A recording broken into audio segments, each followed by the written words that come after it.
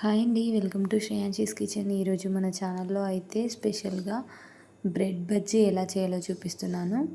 So ముందుగా cup శనగపిండి తీసుకొని అందులో కొద్దిగా సోల పొడి, అదే వంట సోడా అండ్ కొద్దిగా వాము అంటారు కదా, సో వాము అండ్ అలాగే రుచికి సరిపడినంత ఉప్పు, కారం వేసి బాగా కలిపేసుకోండి. నేనైతే లైట్గా వేసాను కారం, కిడ్స్ కోసం చేస్తున్నాను కాబట్టి.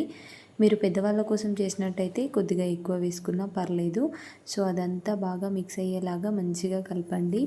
చేయితో కలిపితే మంచిగా మిక్స్ అవుతుందని చెప్పేసి నేను చేయితో మాత్రమే కలుపుతున్నాను.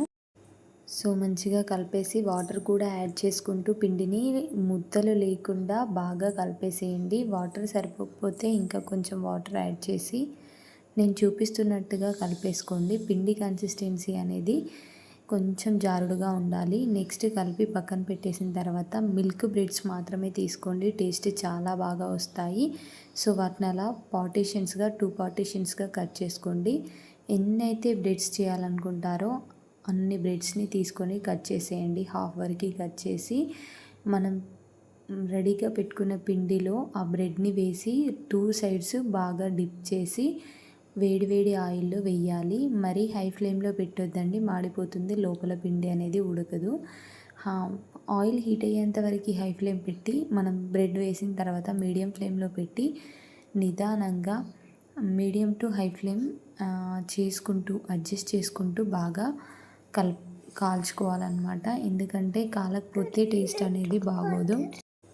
సో మంచిగా కాల్చుకుంటేనే టేస్ట్ ఉంటాయి. అండ్ ఇవి ఇప్పుడు మనకి పిల్లలకి స్కూల్ స్టార్ట్ అయిపోయింది కాబట్టి వాళ్ళకి స్నాక్ బాక్స్లో పెట్టించిన వాళ్ళు చాలా ఇష్టంగా తింటారు. లేదంటే వాళ్ళు స్కూల్ నుండి వచ్చేలోపు రెడీగా చేసి పెట్టినా చాలా ఇష్టంగా తింటారు.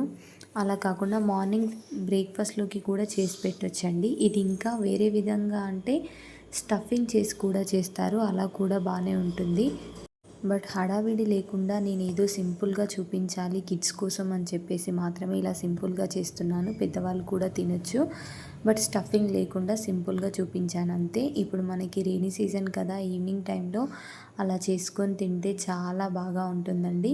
సో ప్రతిదీ బ్రెడ్ మనం కట్ చేసినవన్నీ కూడా ఇదే విధంగా అన్నీ కూడా డిప్ చేస్తూ వేడి ఆయిల్లో వేసుకుంటూ చేసుకోండి. చూడండి ఎంత బాగా వచ్చాయో. ఇవి ఈవినింగ్ టైంలో చేసుకొని టీ తాగేటప్పుడు స్నాక్స్ లాగా తిని టీ తాగితే ఈ నైట్ మనం డిన్నర్ కూడా చేయలేము, అంత ఫుల్గా ఉంటుందన్నమాట. 2 తింటే సరిపోతుంది. సో ఈ డిష్ కనుక మీకు నచ్చినట్టయితే ప్లీజ్ మన ఛానల్ని సబ్స్క్రైబ్ చేసి వీడియోస్ అయితే లైక్ చేయడం అస్సలు మర్చిపోవద్దు.